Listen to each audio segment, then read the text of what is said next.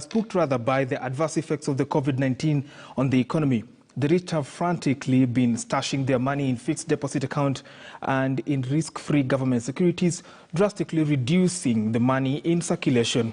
In July last year, for example, when millions had lost their jobs due to the adverse effects of COVID-19 pandemic, the Central Bank of Kenya, CBK, issued a number of treasury bonds seeking to raise a combined 100 billion Kenya shillings. That story right there has been given prominence in the Financial Standard. Do grab a copy of the hard copy Standard newspaper to have, of course, more on that. That story has been written by our own Dominic Omondi. Let's now talk about matters of the PSV, and they have been jubilating of late after, of course, the president gave an okay to the resumption of carrying full capacity. We have spoken to Wainena Wambo, got a one-on-one with the CEO for Easy Coach, buses that ply Western Kenya normally, and they have spoken exclusively right there. It's on page 2. Do grab a copy, of course, and have a look at it. Kakuzi turns on the charm after 694 million hit for rights abuse. This is, pundits are arguing that it is much of a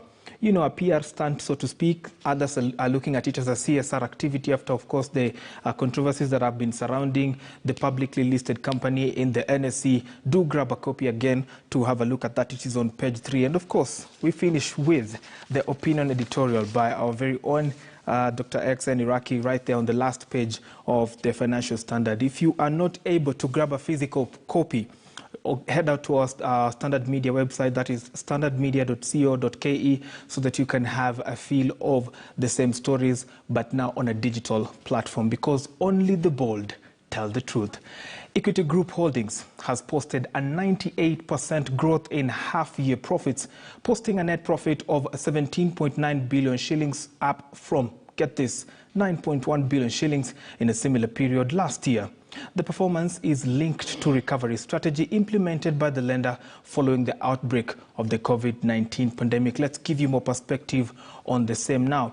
Deposits registered a 51% growth to 820.3 billion Kenya shillings, while long-term borrowed funds grew by 78% to 102.3 billion shillings. Of course, that can be attributed to the hard effects of the COVID-19 pandemic. Let's give you more figures on the same. Now, transactions, great. All right, so securities grew by 46% to 315.5 billion shillings. At the same time, 97% of the customer transactions are now online on self-service devices and third-party platforms.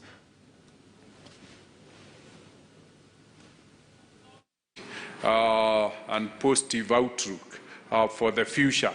And we predict that the group will continue to outperform, and that is what explains why we revised the 2021 outlook.